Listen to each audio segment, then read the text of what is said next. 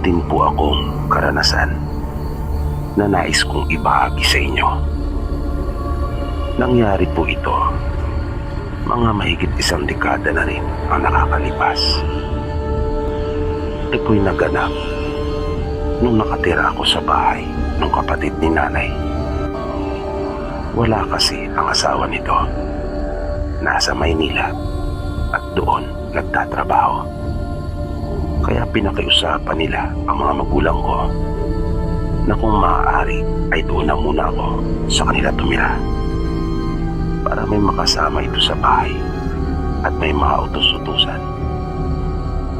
Ang edad ko noong mga panahong iyon, kung hindi ako nagkakamali, ay nasa 13 anyos na.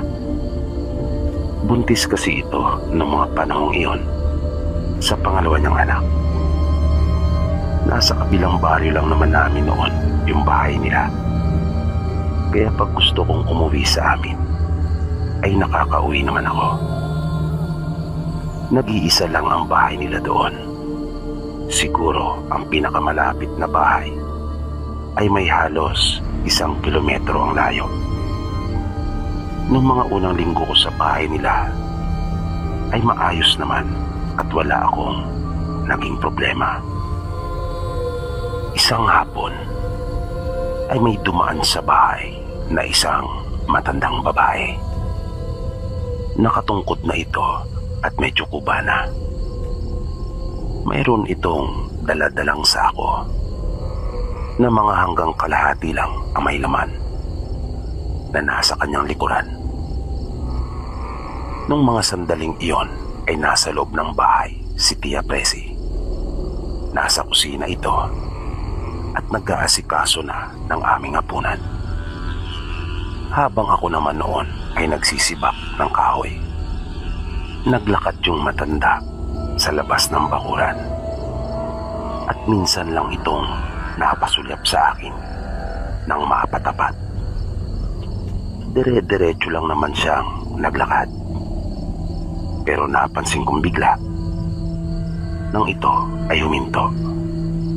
Nung nasa may bandang tapat na ito ng kusina, na tila ba may nakatawag sa kanyang pansin, na dahan-dahan pang nakapatingala at parang may kasabikan niyang nilalangap kung ano man yung bagay na iyon, na tila ba napakabango para sa kanyang pangamoy, na nakapagdudulot sa kanya ng magandang pakiramdam. Na dahil naman doon ay napatitig talaga ako sa matanda, na nang kanya naman akong mapansin ay bigla itong natigilan at ilang segundo ring nanatili lamang ito na nakatingin sa akin, na nasa ganun pa rin siyang posisyon, na bahagya pang nakalihat ang kanyang ulo, na parang napaso naman ako sa paraan ng kanyang pagkakatitig sa akin.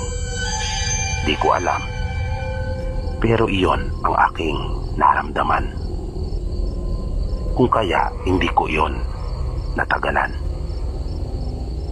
Iniyuko ko ang aking ulo upang maiwasan ang pagtitig na iyon. Nang ibalik ko ang aking paningin sa kanya, ay nakita ko na itong nagpatuloy at naglalakad ng palayo.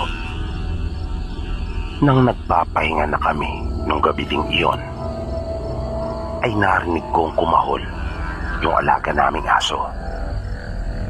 Bali doon ako natutulog noon sa silid na malapit sa kusina, habang antayin ko naman at yung 5 taong gulang niyang panganay na anak ay sa kabila naman. Kaya napabangon akong sandali at sumilip sa may siwang ng bintana kung sino ang kinakaulan ng aming aso. Pero wala naman akong nakita, kung kaya bumalik na ako sa aking pagkakahiga. Nang bigla na lamang itong umalulong. Yun yung unang pagkakataon na narinig kong umalulong ng ganon yung aso nila Tia Presi. Nakakakilabot iyon. na naramdaman ko kaagad na nagtayuan yung mga balahibo ko sa katawan. At nagkaroon ako ng hindi magandang pakiramdam. Bigla akong kinabahan. Kaya dahil sa takot, ay napatalukbong ako ng kumot. Pero nanatili akong alerto at nakiramdam. Nanahimik na rin yung aso. Di ko gusto yung uri ng katahimikang iyon. Di nagtagal ay may narinig akong tila humihingal na sa aking pagkakarinig ay parang nasa kabilang gilid lamang iyon ng dingding. Namaluktot ako na parang giniginaw dahil na rin sa sobrang takot. Gusto ko na sanang sumigaw noon, pero nag-alala ako na baka magalit si Tia Presi kapag nagulat ito at maistorbo sa kanyang pamamahinga. Nang maramdaman ko na parang mas nagiging agresibo yung nasa labas, ay dahan-dahan na akong gumapang palabas ng silid. Naramdaman ko kasing parang sinusubukan na nitong makapasok, na gumagawa ng paraan.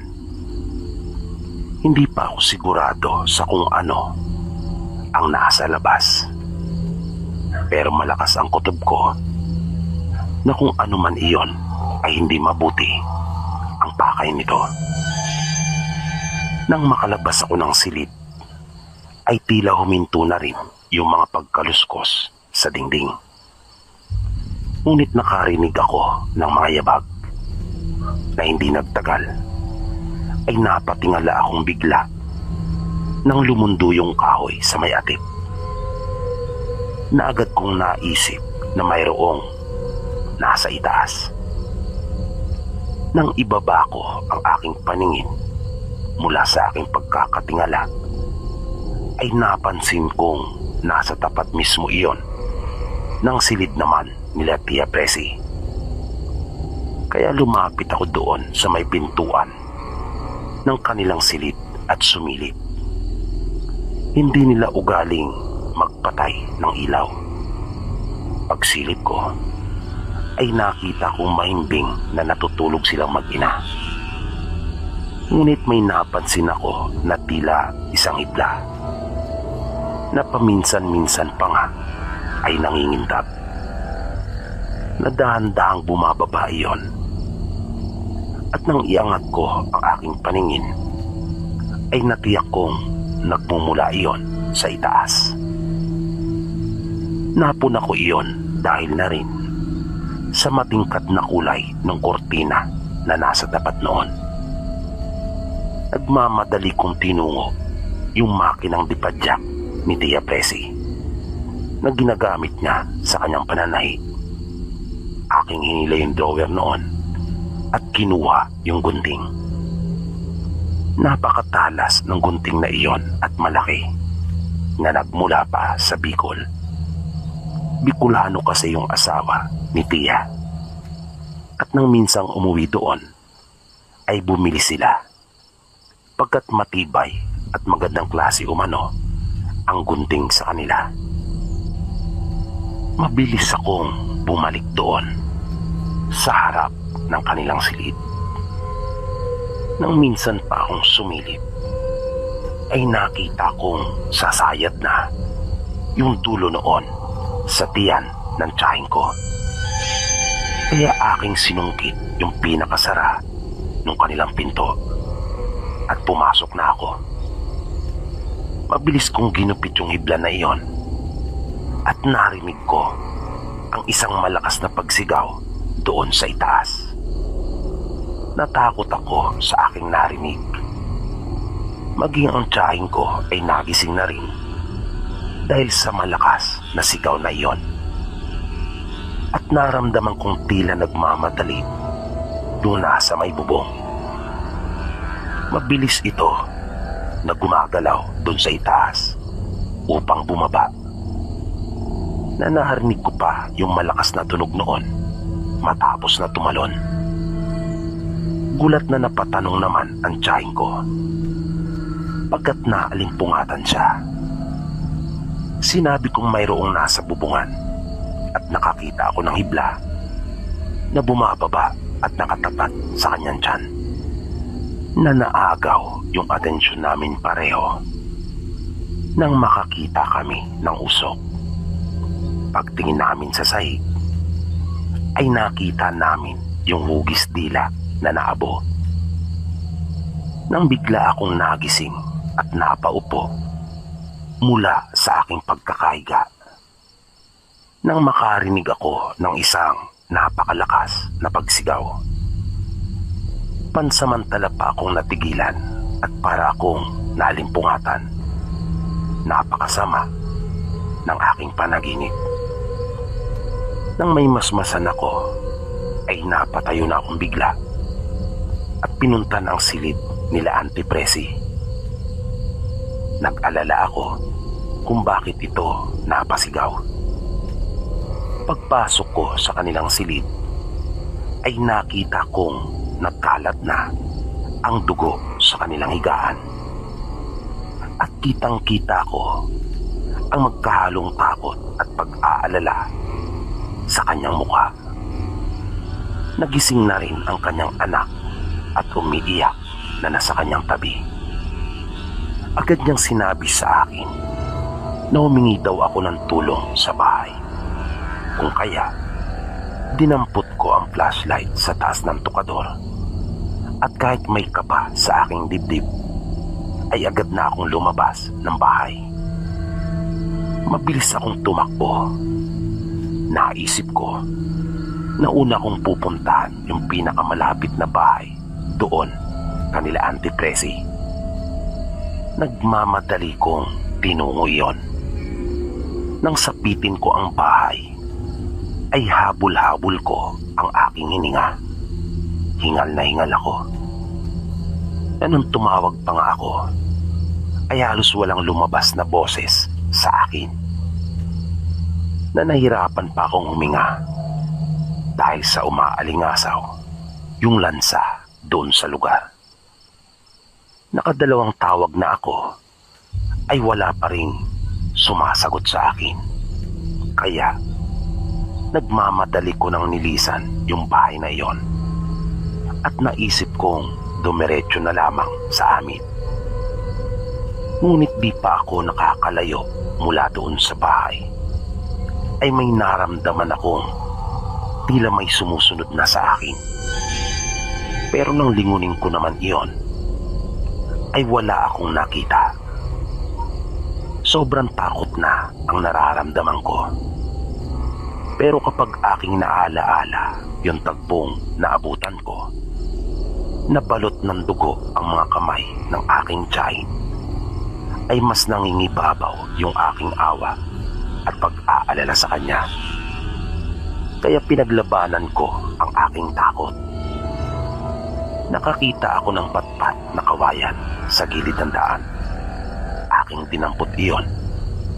At habang tumatakbo, ay aking iwinawas-iwas na lumilika iyon ng tunog. Hanggang sa muli kong narinig yung tila humihingal na tunog na iyon. Kinilabutan ako at napabulalas na lang ng Diyos ko. Tulungan mo po ako. At nagpatuloy lang ako sa aking pagtakbo. Hindi ako tumigil. Hanggang sa bigla na lang akong natumba na ang pakiramdam ko ay para akong napatid sa ugat ng isang puno na ng aking ilawan ay wala naman. Naramdaman ko na kaagad yung hapdi sa tuhod at aking siko. Pero nagmamadali akong bumangon at nagpatuloy pa rin ako. Napansin kong nagkalamat yung salamin ng flashlight. Pero nakapagbibigay liwanag pa rin naman ito. Nang masapit ko ang kapatagan na kung saan ay nalampasan ko na yung mapupunong bahagi ng daan, ay nawala na rin yung parang sumusunod sa akin. At nakahinga na ako ng maluwag dahil sa malapit na ang sa amin. Mga ilang metro pa ako mula sa aming bahay ay panay na ang aking sigaw. At bago ako makalapit ay napansin kong nagsindi na sila ng ilaw. Pagtapat ko sa aming pinto ay siya namang pagbukas ng tatay ko. Napatanong ito at nag-alala nang makita ang mga sugat at galos ko. Agad kong sinabi ang tungkol sa nangyari sa aking tiyahin. Kaya nagmamadali itong nagsukbit ng itak. Pati yung dalawang kuya ko ay sumama na rin. Ako naman ay nanatili na lamang sa aming bahay dahil na rin sa sobrang pagod at ginamot ni nanay yung aking mga sugat. Nang sumunod na araw ay nalaman naming nawala na pala yung anak ni Auntie Presi sa kanyang sinapupunan. Ikinuwento ko kanila nanay yung tungkol sa aking napanaginipan. Sabi niya sa akin, malakas din umano ang kanilang kutob na aswang ang may gawa noon sa kanyang kapatid. Galit na galit naman ang asawa ni Auntie Presi nang malaman yung nangyari. Na nang umuwi ito sa kanila ay lagi na lang lasing at naghahanap ng away. Kaya minabuti naming bumalik na ako sa amin. Tutal naman ay naroon na ang kanyang asawa. Lumipas ang ilang mga buwan nang may mapabalita sa kabilang baryo na may sinalakay na buntis at minalas umano yung aswang pagkat naputulan daw ito ng dila. Na hindi nagtagal ay nalaman na rin namin kung sino ang tiktik na ng aswang sa kapatid ni nanay. Yun pala yung tagapagbantay ng lupa na malapit sa kanila ang bahay. Na hindi talaga ito lehitimong taga roon, kundi bigla na lang sumulpot na di malaman kung saang lupalop nang galing. Na nabisto nila ito nang hindi na makausap at puro iling na lang, na dati-rati naman ay nakakapagsalita ito ayon na rin sa mga taong minsan nang nakausap nito. Na kanila itong pinagplanuhan ngunit nakatunog. Mabilis na itong tumakas at umalis sa kanyang tirahan.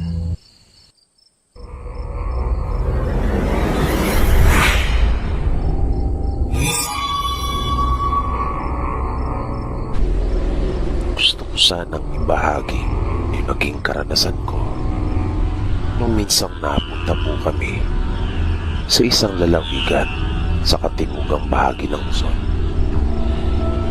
Di ko po masasabi na tahasan na aswang talaga yung aming mga nakaharap doon. Pero base na rin sa mga kwentong narinig ko mula dito sa inyo pong programa, ay naisip kong may posibilidad. Kaya napagdesisyon akong ibahagi na rin yung nangyari sa amin ng mga kaibigan ko, at kayo na lang ang bahala magpasya. Madaling araw pa lang nung mismong araw ng alis namin na magkita-kita kami noon ng mga kaibigan ko sa Kamyas, doon sa may Quezon City. Napagkasunduan kasi namin doon sumakay ng bus papunta doon sa aming destinasyon. Masayang masaya noon ang lahat. Tandang-tanda ko pa nga na halos hindi nawawala yung mga ngiti sa labi ng mga kaibigan ko. Maging ako nung oras na iyon, masayang masaya din. Wala kaming tigil sa pagkukwentuhan. Akala mo ay noon lang uli kami nagkita-kita, samantalang halos araw-araw naman ay magkakasama kaming lagi. Siguro ay ganoon talaga kapag masyado nang malapit ang loob nyo sa isa't isa. Nang dumating kami dun sa lugar ay tanghali na. Pagkatapos kasi namin bumaba ng bus noon ay may sinakyan pa kaming jeep at medyo malayo pa yung aming biniyahe. Ang una ko kaagad napansin pagbaba namin mula dun sa jeep ay yung kumpol ng mga tao na naandoon sa may kanto ng 100 papasok. Nakita ko kasing nagbubulungan sila at hindi ko rin gusto yung paraan ng pagkakatitig nila sa amin. Nang naglalakad na kami papasok ay parang kinabahan ako. Hindi ko maintindihan ang sarili ko noon. Ang lakas ng kaba sa aking dibdib na tila ba may mangyayaring masama. Pero wala akong anumang ideya sa kung ano yung panganib na nagbabadya. Sabi sa amin ng isa naming kaibigan, hindi naman daw malayo yung aming lalakarin at amin ang mararating yung bahay ng kanyang kaanak. Kaya tiwala naman kami at kampante na makakarating kami doon ng maayos. Dahil sa paraan ng kanyang pagsasalita ay tila sanay na siya doon sa lugar. Pero hindi pala. Dahil ang tagal na namin naglalakad ay hindi pa rin namin narating yung aming destinasyon. Hindi pa rin namin nasapit yung bahay ng kamag-anak niya. At nang simula na namin siyang kulitin, ay doon pa lamang siya umamin sa amin na naliligaw na raw kami. At katulad namin, ay iyon lang din pala ang una niyang pagpunta sa lugar. Na itinuro lang pala ng kamag-anak niya yung direksyon at kung ano yung aming mga sasakyan. Nung mga oras na iyon ay tila kami na lang ng mga kaibigan ko ang naglalakad at wala kaming natatanaw na kabahayan. Kaya wala kaming mapagtanungan. Pilit na inunawa nung kaibigan namin yung mga direksyon na ibinigay sa kanya ng kamag-anak. Wala nang ibang paraan para makaalis kami sa pagkaligaw, kung hindi ang subukan at pagtiwalaan na rin yung mga direksyon na itinuro sa kanya. Nung mga oras na iyon ay naisip kong marahil ay iyon na yung mangyayaring hindi maganda. Kung kaya nakaramdam ako ng matinding kaba nung papasok pa lang kami sa hindi simentadong daan na iyon. Pero kahit ganun na yung sitwasyon, kahit paano ay nababawasan yung kaba na aking nararamdaman paminsan-minsan dahil na rin sa ganda ng mga tanawin. Probinsyang probinsya kasi yung lugar at hindi ako laging nakakaranas ng ganon. Kaya lang, habang lumilipas yung oras ay bumabalik yung pag-aalala ko. Ang totoo ay hindi lang naman ako, maging yung mga kasama ko ay parang nakakaramdam na rin sila ng takot. Dahil paano na lang kung hindi talaga namin matuntun at tuluyan na kaming maligaw. At ang mas ikinabahala pa namin ay yung baka abutan na kami ng dilim sa daan. Nang mga mag-aalas 4 na siguro iyon ng hapon, habang patuloy pa rin naming sinusubukan na matuntun yung bahay ng kaanak ng kaibigan namin, ay iminungkahi nung dalawa naming kaibigan na bumalik na kami habang maliwanag pa.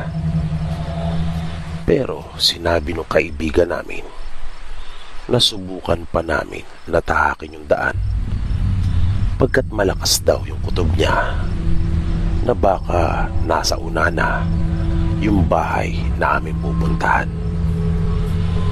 At sinang-ayunan naman iyon ng dalawa pa naming kaibigan, kung kaya nagpatuloy pa kami. At may nakita nga kaming kabayan. Sa pagkakatanda ko ay may mga 5 iyon na halos magkakatabi. Kaya natuwa kami noon na yung kaibigan namin na siyang nagyaya sa amin doon ay napasabi pa nang yun nga daw yung sinasabi niya, at tila may pagmamayabang pa na sinabing hindi ba raw at tama siya. Tama daw yung kutob niya.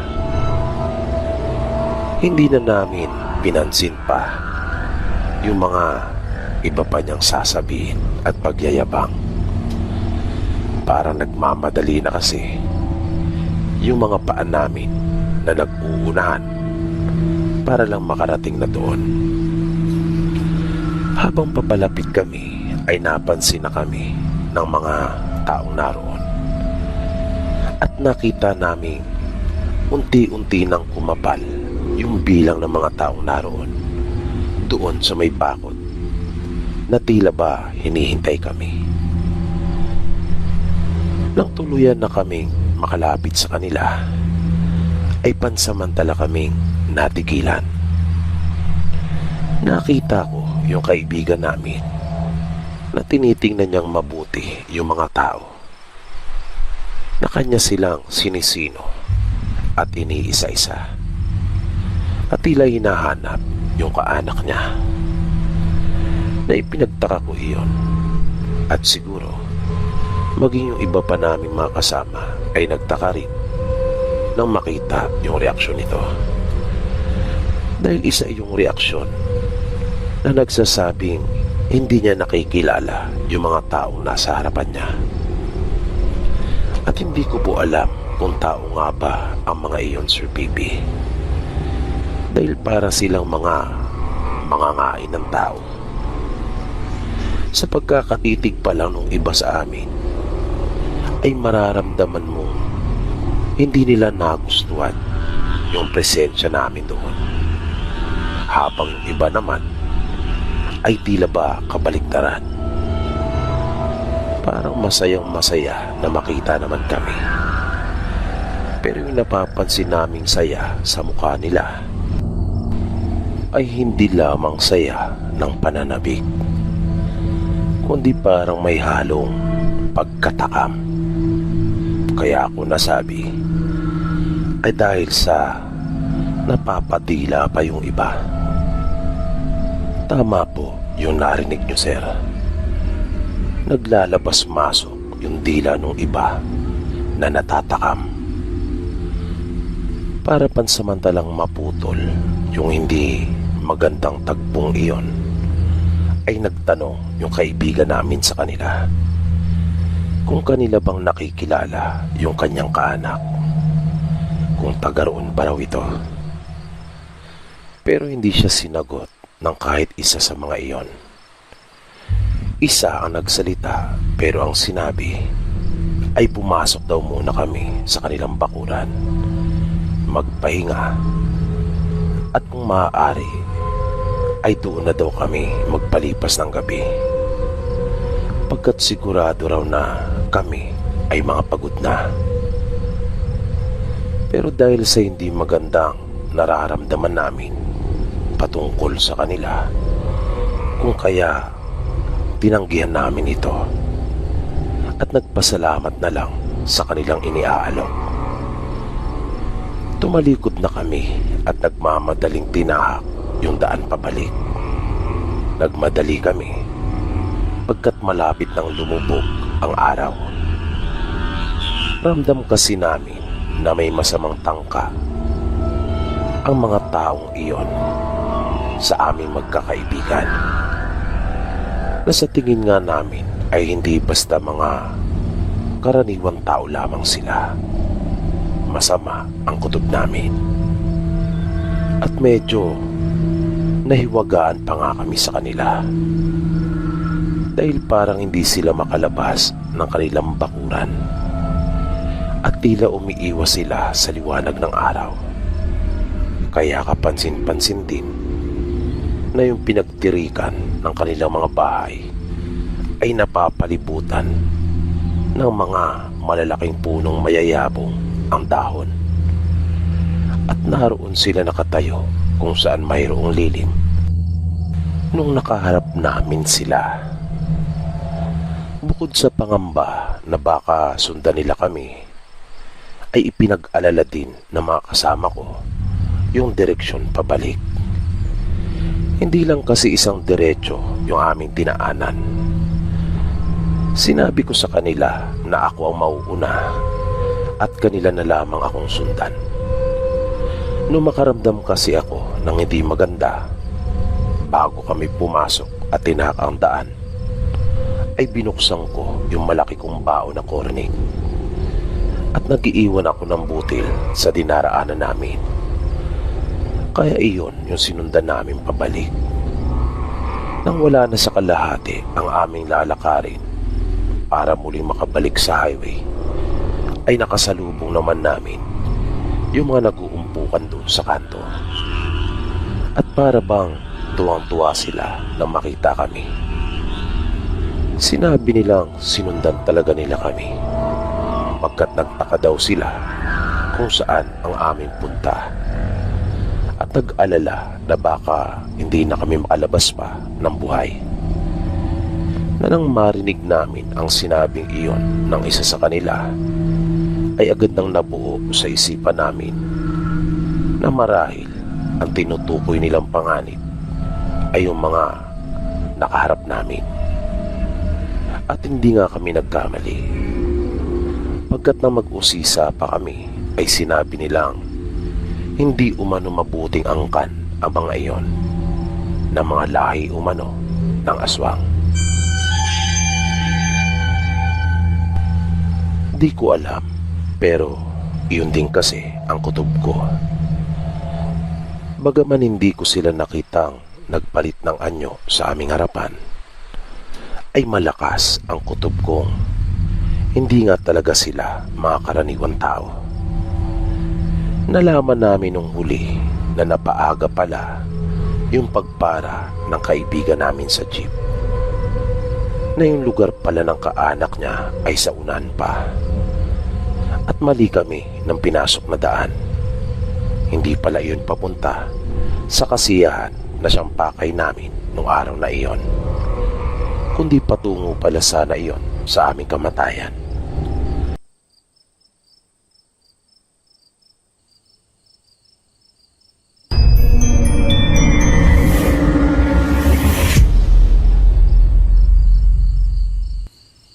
Nais kong ibahagi sa inyo yung naging karanasan namin nang minsang magbakasyon kami sa probinsya nila mama.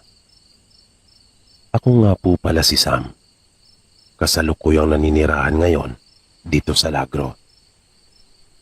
Napauwi kami noon sa kanila dahil pag-uusapan na yung kanilang namanang lupa sa namayapa nilang mga magulang. Pinasukat na kasi nila at pinarti-parti na. Doon kami nakituloy noong una sa bahay ng mga magulang ni mama, na ang kasalukuyang nakatira noon ay yung panganay nilang kapatid kasama ang kanyang pamilya. Dalawa pa lang kami noon ng kapatid ko, bali ako ang panganay. At sumunod naman sa akin si Naldi. 14 anyos ako noong mga panahong iyon, habang ang kapatid ko naman ay 12. Nang dumating kami doon sa probinsya nila mama, ay maayos naman ang lahat. At masaya pa nga kaming pareho ng kapatid ko. Dahil iyon yung unang pagkakataon na nakarating kami sa malayong lugar. At masasabi kong maganda po kasi yung lugar nila mama. Kaya wala po talaga sa isipan ko na may mararanasan pala akong kababalagan nung umuwi kami doon. Nakilala ko yung mga kamag-anak namin sa side ni Mama. Yung mga tsuhin at tiyahin namin. Ganun na rin yung aming mga pinsan. Maayos naman nila kaming inistima. Mababait naman sila. Maliban doon sa pamilya ng panganay na kapatid nila Mama. Hindi sila mga palakibo at madalas kong nasusulyapan na masama kung makatitig sa amin, lalong-lalo na kay Mama.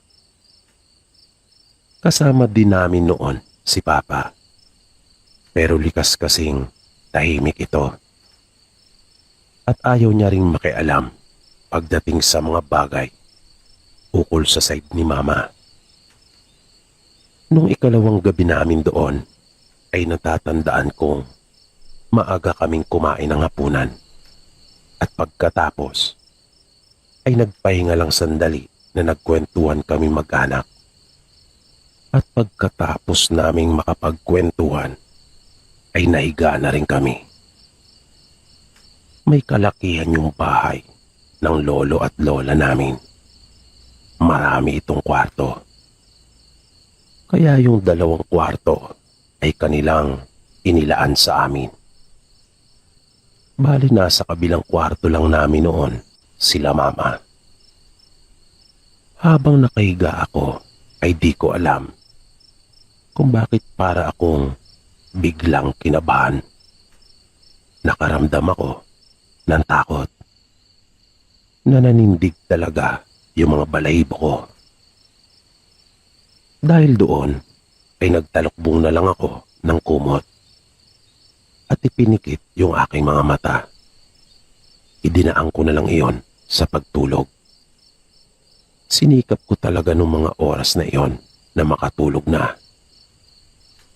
Nang bigla na lang akong nagising. Dahil sa naramdaman kong niyuyugyug ako ni Mama. Nakasabay noon ay naririnig ko yung boses niya. Pagmulat ko ay nagulat talaga ako at nagtaka kung bakit wala na ako sa higaan at naroon na ako sa harapan ng pinto at nakabukas na iyon. Panay ang tanong sa akin ni Mama kung ano ang ginagawa ko doon sa harapan ng bahay. Takang-taka din siya. Magbabanyo daw sana siya nang kanya akong makita na nakatayo doon na tila lalabas na. Pinakaisip-isip ko naman kung paano nga ba akong napunta doon. Pero kahit anong gawin ko ay wala talaga akong maalala. Nabumangon ako at naglakad papunta doon. Nabakas ko yung matinding pag-aalala ni Mama noong mga oras na iyon. Dahil noon pa lamang talaga iyon nangyari sa akin. Nang sumunod na araw, ay pumunta sa bahay ang isang kapatid ni Mama. Bali iyon naman yung sumunod sa kanya. Sa kanilang pag-uusap ay naikwento ni Mama yung nangyari sa akin. Sinabi niya sa kanyang kapatid na noon pa lang nangyari sa akin yung ganon. Nang marinig iyon ng kanyang kapatid, ay inalok kami nito na dumuon na lang muna sa kanila habang hinihintay na dumating yung mga papeles ng kasulatan at kasunduan na kanilang pipirmahan. Pero biglang sumingit sa kanilang usapan yung panganay nilang kapatid na nagulat pa nga kami dahil bigla na lang itong sumulpot. Sinabi nitong maayos naman umano ang kalagayan namin doon at kanila naman kaming inaasikaso.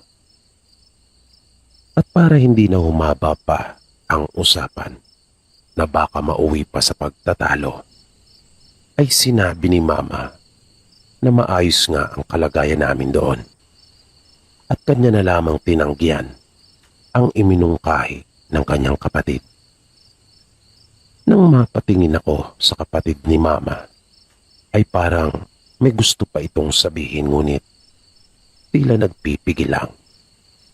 At bakas din yung pag-aalala sa kanyang mukha.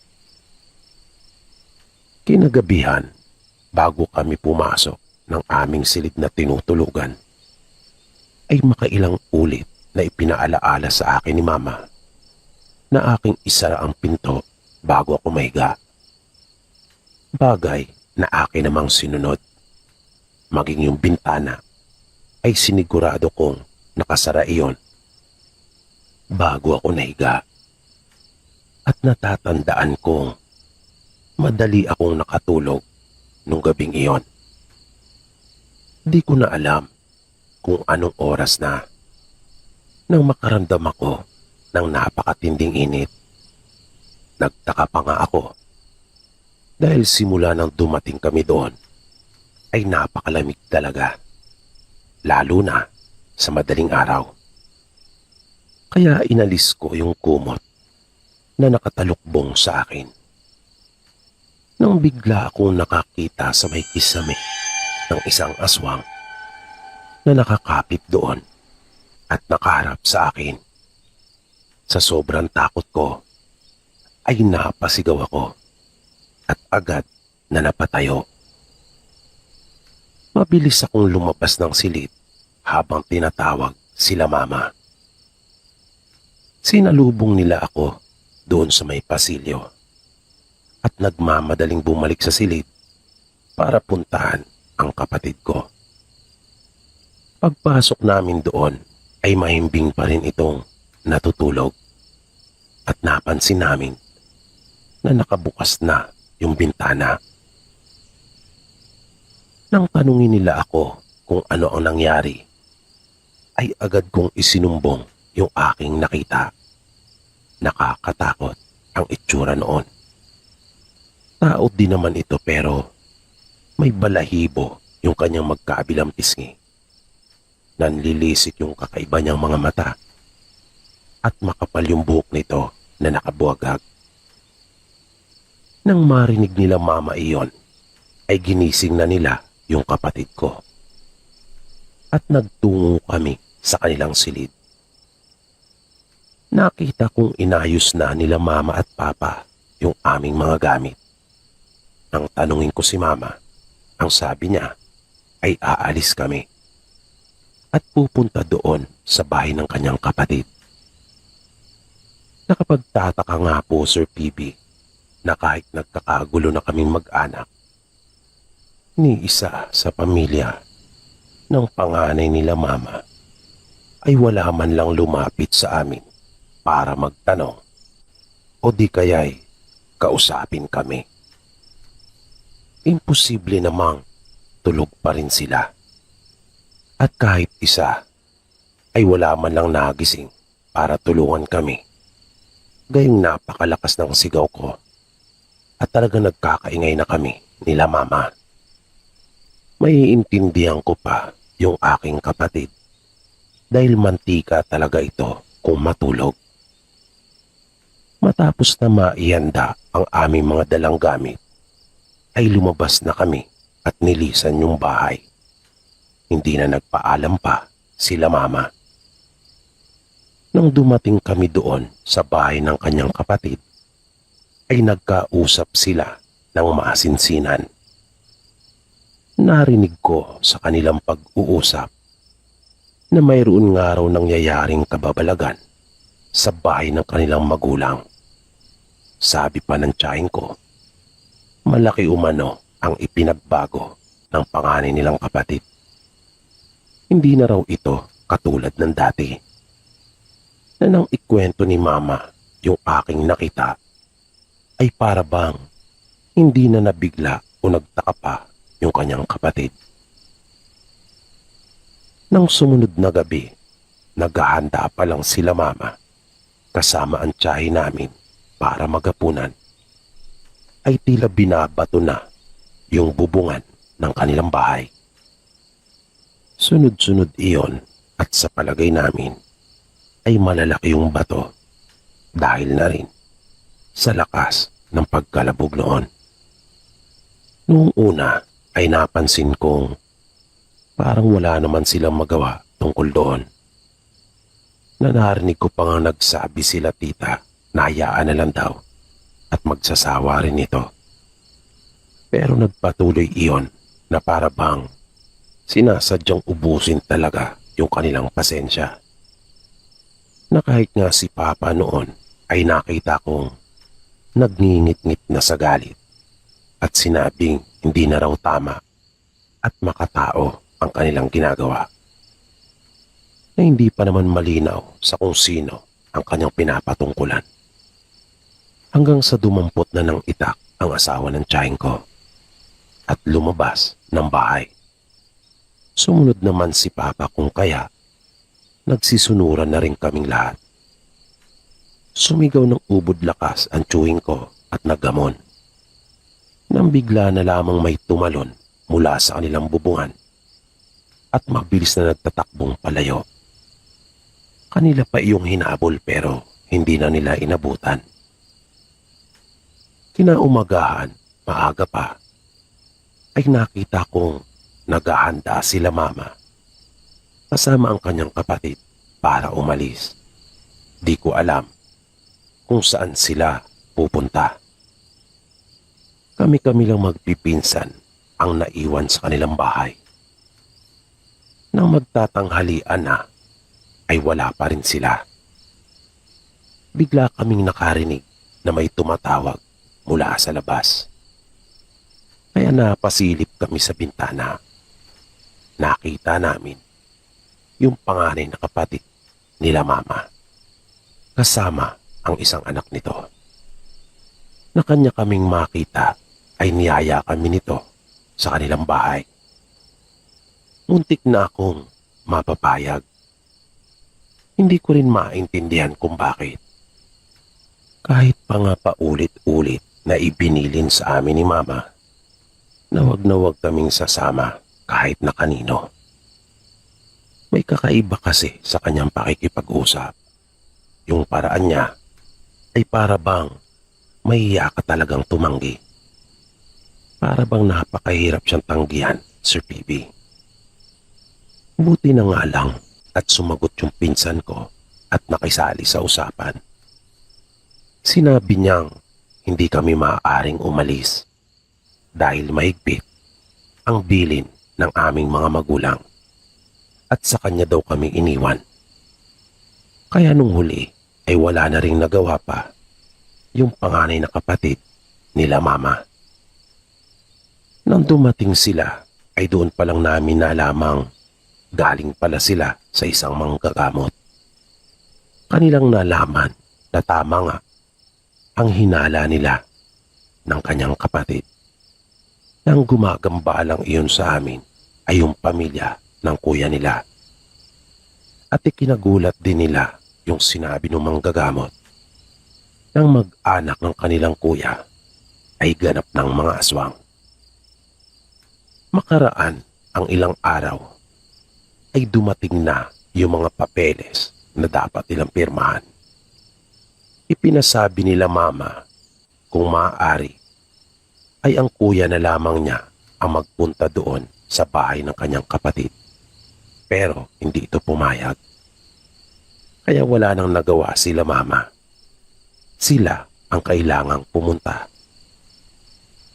Kaya sumama na lang kaming lahat. Nakita ko naglagay sila ng kalamansi at bawang sa kanilang mga bulsa.